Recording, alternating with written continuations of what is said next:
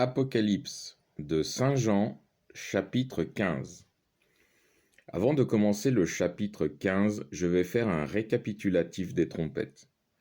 Comme les 4 premiers sceaux avec les 4 cavaliers, les 4 premières trompettes donnent l'image de ce qui arrive durant cette période des trompettes. Les 3 dernières trompettes décrivent les intervenants et leurs actions. C'est exactement le même schéma qu'avec les sceaux. Dans l'ordre des trompettes, 5, 6 et 7, l'Antichrist prépare sa venue, avec une grande confusion médiatique. Puis la 6e trompette, Dieu impulse une évangélisation mondiale du Christ, symbolisée par les 2 témoins. Et pour finir, la 7e trompette, c'est la mise en place du royaume céleste de Dieu, avec l'enlèvement des saints. Nous arrivons maintenant au chapitre 15. Le cas de figure est complètement différent. Le temps de la grâce est terminé. L'humanité n'est plus sous l'autorité démoniaque de Satan, mais pas encore dirigée par le royaume céleste de Christ. C'est un changement radical. Ce sont les 30 minutes que l'on retrouve au 7e sceau. Très certainement pour une période de 3 ans et demi. Cette période peut s'imager comme la fessée que Dieu va donner pour ramener à lui ceux qui ont la tête dure, afin de les ressusciter à la fin des 1000 ans.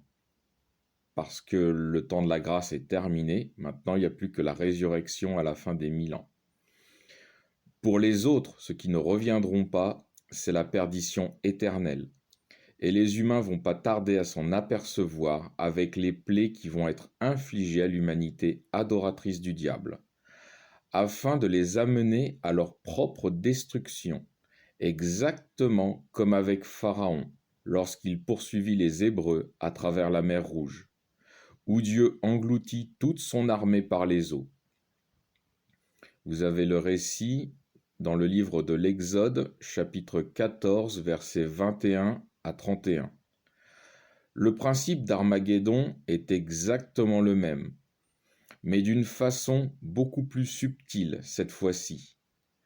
C'est pour cette raison que les humains qui ne suivent pas Christ ne peuvent discerner ni l'époque des avertissements des trompettes, ni la présence du Seigneur durant les coupes. En revanche, ils ressentiront parfaitement les douleurs causées par les plaies.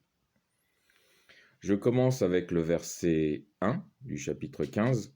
« Puis je vis dans le ciel un autre signe, grand et étonnant, 7 anges qui tenaient en main 7 plaies, les dernières, car c'est par elles que doit se consommer la colère de Dieu.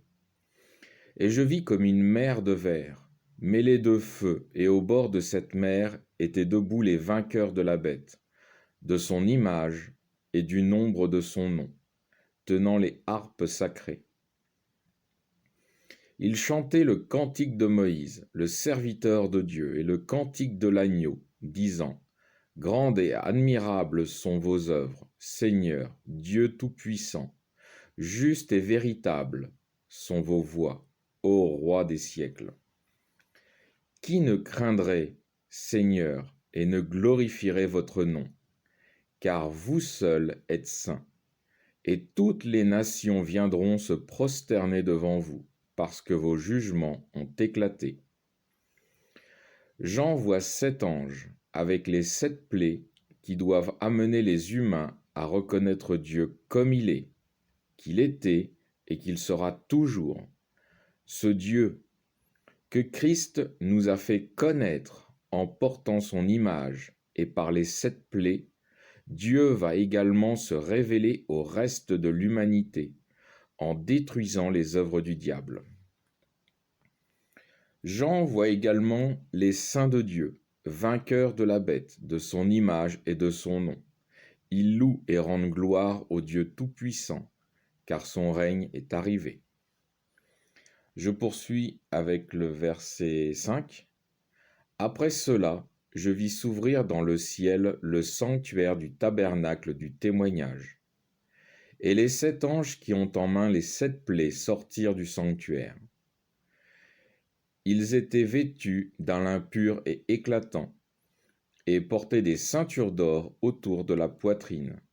Alors l'un des 4 animaux donna aux 7 anges 7 coupes d'or, pleines de la colère du Dieu qui vit au siècle des siècles. Et le sanctuaire fut rempli de fumée par la gloire de Dieu et par sa puissance, et personne ne pouvait entrer dans le sanctuaire jusqu'à ce que fussent consommées les 7 plaies des 7 anges. On retrouve ici la suite des trompettes du chapitre 11, du verset 19, avec le sanctuaire dans le ciel. Jean voit les 7 anges avec les 7 coupes sortir du sanctuaire. Il voit aussi également que le sanctuaire fut rempli par la gloire et la puissance de Dieu, et que personne ne pouvait entrer dans le sanctuaire jusqu'à ce que les 7 plaies fussent consommées. Ce passage confirme le chapitre 14, verset 10 de l'Apocalypse, que c'est Dieu le Père lui-même qui sera à l'œuvre pour cette période des coupes, sous les yeux des anges et de l'agneau. Fin du chapitre 15.